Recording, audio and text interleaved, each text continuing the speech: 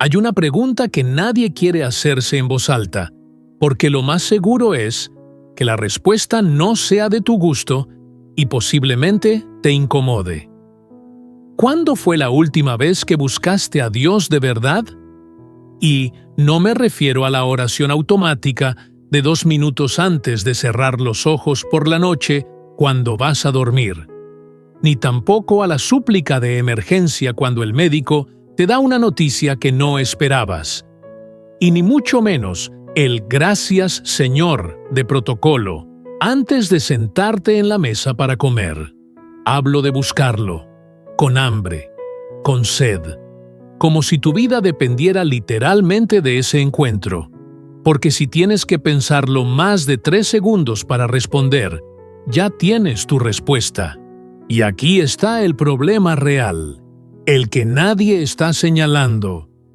No es que no tengas tiempo, es que has construido una vida espiritual entera sobre la ilusión de que Dios acepta las migajas, que con poco es suficiente, que la gracia cubre la negligencia, y mientras tanto, algo en ti se está pudriendo en silencio. Jeremías 29:13. No es un versículo motivacional para poner en una taza de café, es una advertencia. Me buscarán y me encontrarán cuando me busquen de todo corazón, no la mitad, no lo que sobra después de las series, el teléfono y el trabajo, todo. Hoy vamos a destripar ese texto y los que lo rodean. Y cuando terminemos, o vas a tomar una decisión que cambie la trayectoria de tu vida, o vas a seguir exactamente igual. Pero al menos lo sabrás con claridad. Hubo un hombre en la historia bíblica cuya situación debería haberte paralizado la fe. No vivía en un ambiente favorable para creer. No tenía una comunidad de apoyo, retiros espirituales, ni podcasts de adoración. Vivía en Babilonia, en el corazón del sistema pagano más poderoso de su tiempo, rodeado de idolatría institucionalizada, de una cultura que no solo ignoraba a su Dios, sino que activamente lo reemplazaba con estatuas de oro y edictos del rey. Este hombre tenía poder, tenía responsabilidades de Estado, tenía todas las excusas del mundo para decir: Dios entiende mis circunstancias. Y en lugar de eso, 3 veces al día, se arrodillaba ante su ventana abierta y oraba. 3 veces, todos los días, sin excepción. Cuando firmaron el decreto que lo condenaba a muerte por ese acto, ¿sabes lo que hizo? Lo mismo. Abrió la ventana, se arrodilló, oró. Daniel no era un hombre de fe perfecta, era un hombre de disciplina perfecta, y esa disciplina produjo una fe que ni los leones pudieron doblegar. Ahora mismo necesito que te hagas esta pregunta sin escapatoria. Si a ti te amenazaran con consecuencias reales por buscar a Dios, ¿cambiaría algo en tu rutina actual? ¿O ya estás viviendo como si hubieran firmado ese decreto, solo que sin que nadie te lo exigiera? Eso es lo que vamos a tratar en el día de hoy. No la disciplina como deber religioso, la disciplina como supervivencia espiritual, como la diferencia entre un árbol con raíces y una planta de plástico que parece verde pero no tiene vida. Hay una escena en Éxodo que la mayoría lee como historia y muy pocos leen como advertencia personal. Israel en el desierto. Millones de personas completamente dependientes de Dios para comer. Cada mañana, cuando el rocío se evaporaba, aparecía el maná, pan del cielo, provisión directa, sobrenatural, sin intermediarios.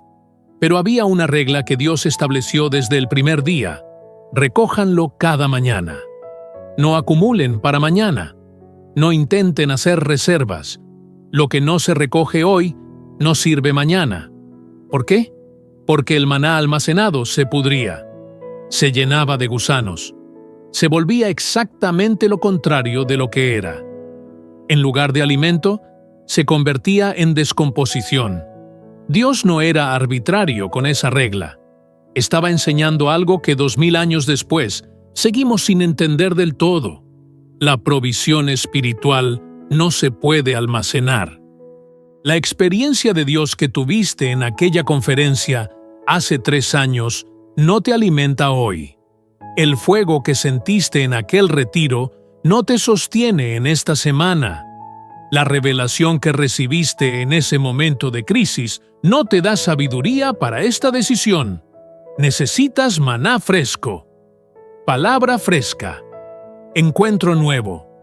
Y aquí viene lo que muchos no quieren oír.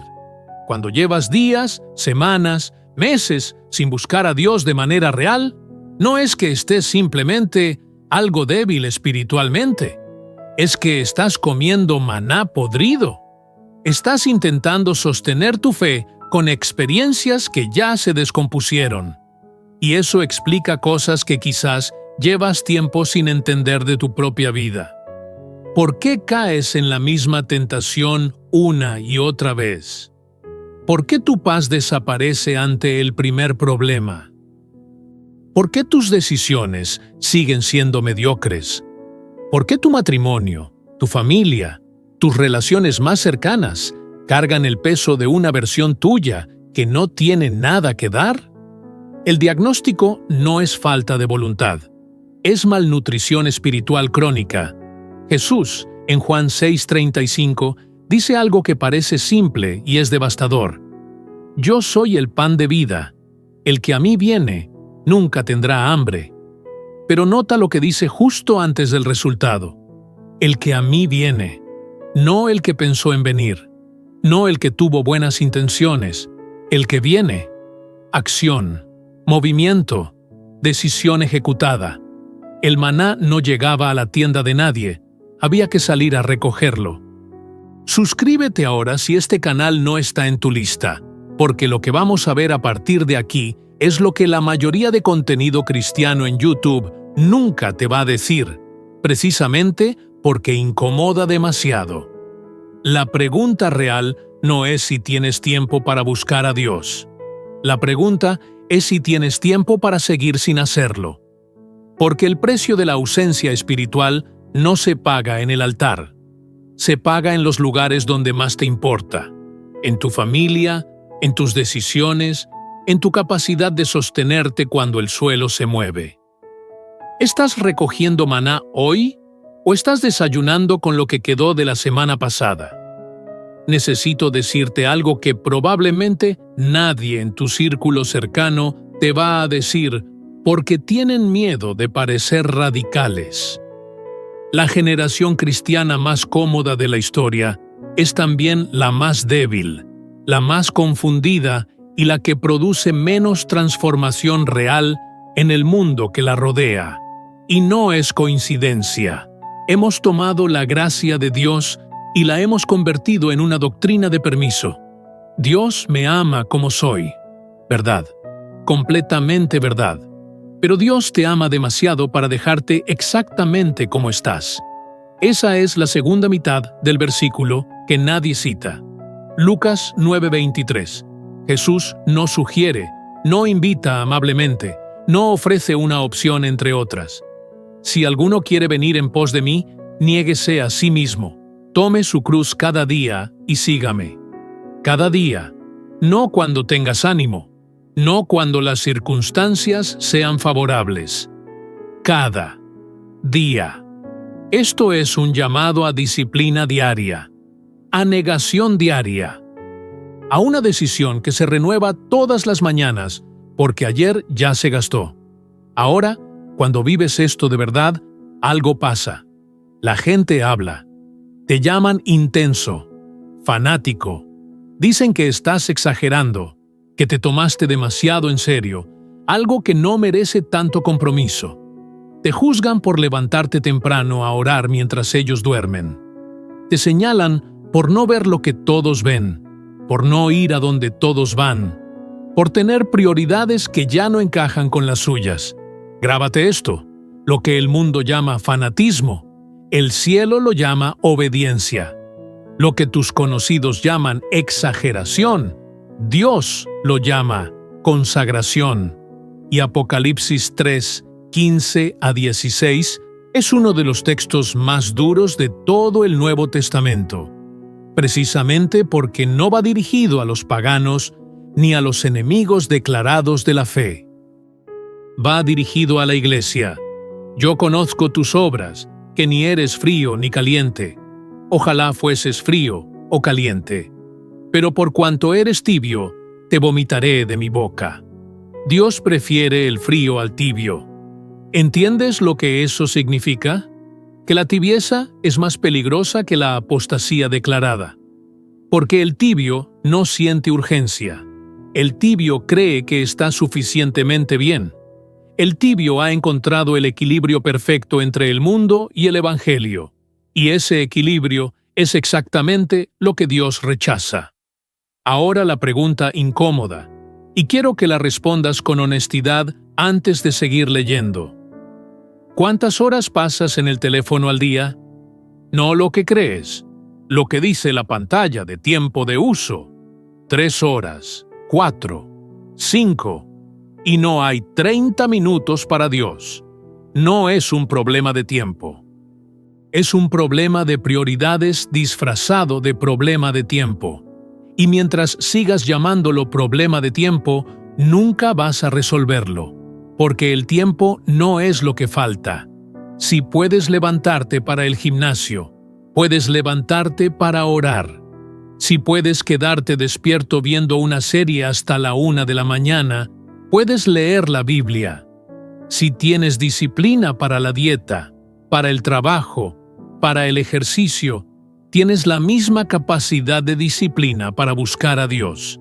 Lo que cambia es la decisión de aplicarla. Y aquí hay algo que tiene consecuencias más allá de ti. Tu tibieza no es privada. Tu sequedad espiritual tiene víctimas.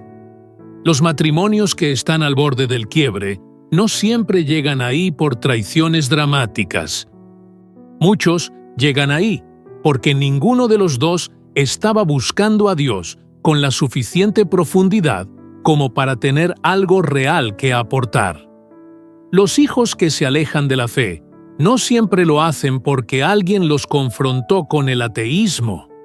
Muchas veces lo hacen porque nunca vieron en casa lo que se supone que debían ver. Alguien que realmente buscara a Dios. Tu disciplina espiritual, o la falta de ella, no es un asunto personal. Es una decisión con efectos sobre todos los que están en tu radio de influencia. Pero espera, porque si te quedas solo con lo que acabamos de ver, podrías salir de aquí con la idea equivocada. La disciplina no es el destino, es el camino hacia algo.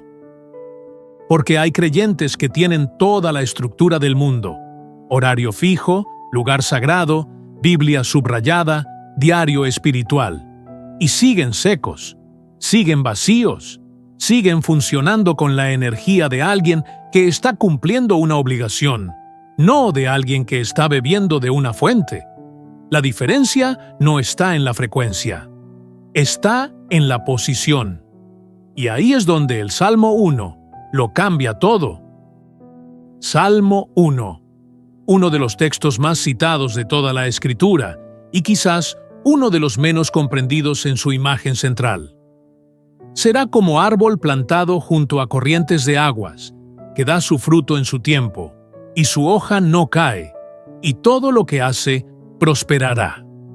La clave no está en el fruto. La clave está en el detalle que casi siempre se omite: plantado junto a corrientes de aguas. El árbol no busca el agua cuando tiene sed. El árbol está plantado. Su posición garantiza su provisión. Sus raíces no hacen un esfuerzo extraordinario para encontrar agua. Están constantemente sumergidas en ella. La nutrición es continua, no episódica. Eso es lo que significa buscar a Dios todos los días. No es ir a Él solo cuando estás en crisis. No es la visita de emergencia al pozo cuando ya estás deshidratado. Es mantener tus raíces constantemente en contacto con la fuente. Es una postura de vida, no una práctica ocasional. El problema de la mayoría de creyentes es que son árboles nómadas. Se mueven. Buscan a Dios cuando están secos, encuentran agua, beben un poco y vuelven a irse. Entonces, cuando llega la sequía real, no tienen reservas. Cuando llega el calor, se marchitan. Cuando llega la tormenta, se desarraigan porque sus raíces nunca tuvieron tiempo de profundizar. El árbol plantado no depende de si llueve o no. Tiene acceso constante a lo que necesita. Ahora, Juan 15, 4-5, lleva esto a un nivel que no tiene vuelta atrás. Permaneced en mí, y yo en vosotros. Como el pámpano no puede llevar fruto por sí mismo, si no permanece en la vid, así tampoco vosotros, si no permanecéis en mí. Separados de mí, nada podéis hacer. Nada. No dice poco, no dice algo con dificultad, no dice con menos efectividad, dice nada. Separado de Cristo, tu productividad espiritual es cero. Todo lo que construyes por tu cuenta, sin conexión real con Él, es construcción sobre arena. Puede parecer sólido, puede impresionar a otros, pero no tiene la raíz que necesita para sobrevivir lo que viene. Y aquí está lo que diferencia a los que permanecen de los que se rinden. Los que permanecen no esperan sentir ganas.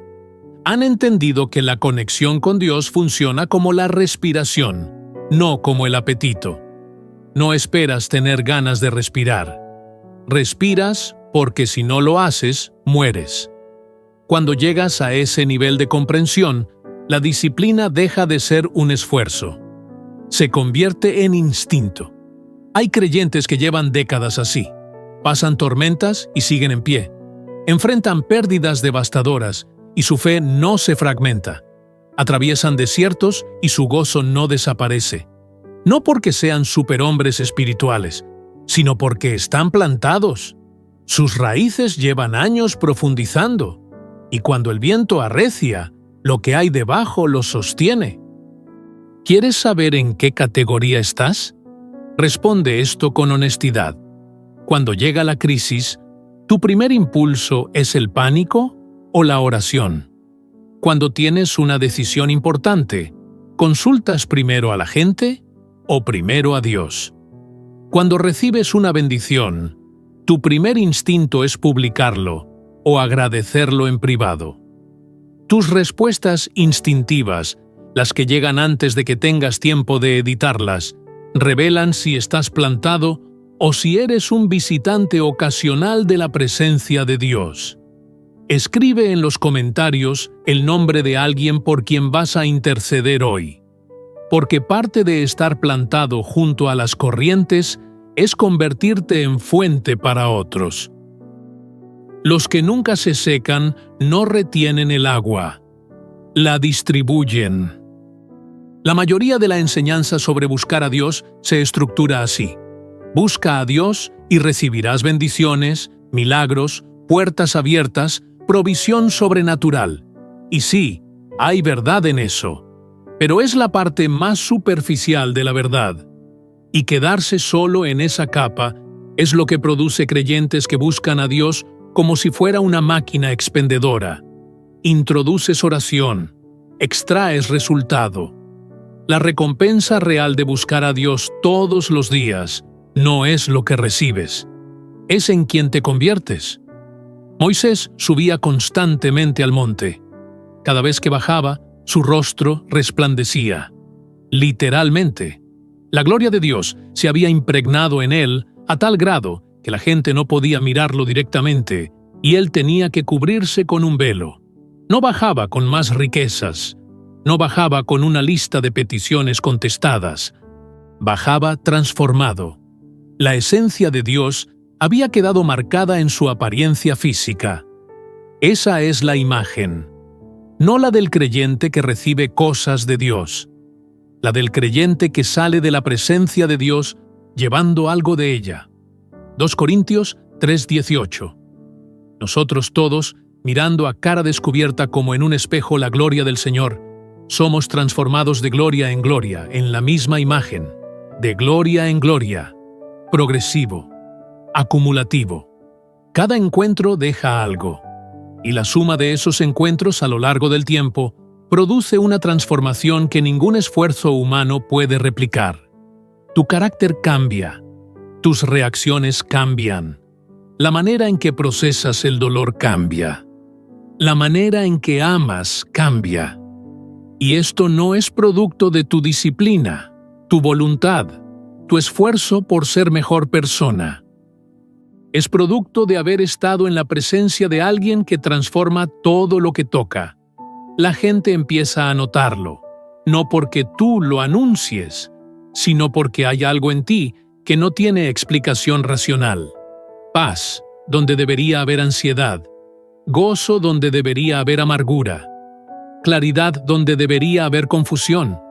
Te conviertes en una pregunta viva que otros no pueden ignorar. Y aquí está el giro que muchos no ven venir. Mateo 6:33 no es una promesa de prosperidad, es una descripción de cómo funciona el orden de Dios. Buscad primeramente el reino de Dios y su justicia, y todas estas cosas os serán añadidas. Primero, la transformación interna. Primero, el cambio de carácter. Primero, el encuentro que te convierte en la persona que Dios diseñó que fueras. Y luego, como consecuencia natural de esa transformación, las puertas se mueven, las oportunidades aparecen, las relaciones prosperan, no porque Dios te recompense por portarte bien, sino porque una persona transformada por la presencia de Dios piensa diferente, decide diferente, ama diferente, y eso produce resultados diferentes. El enemigo lo sabe. Por eso su estrategia más sofisticada no es hacerte pecar dramáticamente, es mantenerte ocupado, distraído, espiritualmente activo pero superficialmente. Hacerte creer que el ritmo que llevas es suficiente, que la fe que tienes es adecuada, que ya harás ese ajuste cuando las cosas estén un poco más tranquilas. No van a estar más tranquilas. Ese momento no llega. O lo decides ahora, con todo el ruido de fondo, o no lo decides. En este momento hay miles de personas que han llegado hasta aquí y van a cerrar este video y seguir exactamente igual. No porque no hayan entendido, sino porque entender no es suficiente. El cerebro puede procesar información sin que el corazón tome ninguna decisión. Así que no te pido que entiendas, te pido que decidas. Daniel no entendió mejor la teología de la oración la noche antes de que firmaran el decreto. Ya lo sabía. Lo que hizo fue ejecutar lo que sabía, aunque las consecuencias fueran los leones. Abrió la ventana, se arrodilló, oró. La ventana abierta de Daniel frente al decreto imperial es una de las imágenes más poderosas de toda la Escritura. No es heroísmo, es hábito. Es la acumulación de días y días de decisión repetida hasta que la disciplina se convirtió en identidad. Tú no llegas a abrir esa ventana el día de la prueba si no la has estado abriendo todos los días antes. Así que aquí está la decisión que tienes delante. ¿Qué pasa mañana a primera hora? No lo que debería pasar según lo que escuchaste hoy. Lo que realmente va a pasar. Porque la respuesta a esa pregunta es la diferencia entre este video siendo una experiencia interesante que olvidaste en 3 días o el punto de inflexión real en tu vida espiritual. Escribe en los comentarios: hoy decido buscar a Dios sin excusas, no como ritual vacío, como declaración pública de una decisión que acabas de tomar. Hay algo en poner las palabras afuera, en decirlas donde otros las ven, que activa un nivel de compromiso diferente. Si este video te movió algo, dale like ahora. No porque necesitemos métricas, sino porque ese gesto le indica al algoritmo que este tipo de contenido merece llegar a más personas. Hay alguien en tu lista de contactos que está exactamente en el punto de quiebre espiritual que tú has estado. Envíaselo. A veces, el mensaje correcto, en el momento correcto, cambia la trayectoria de alguien.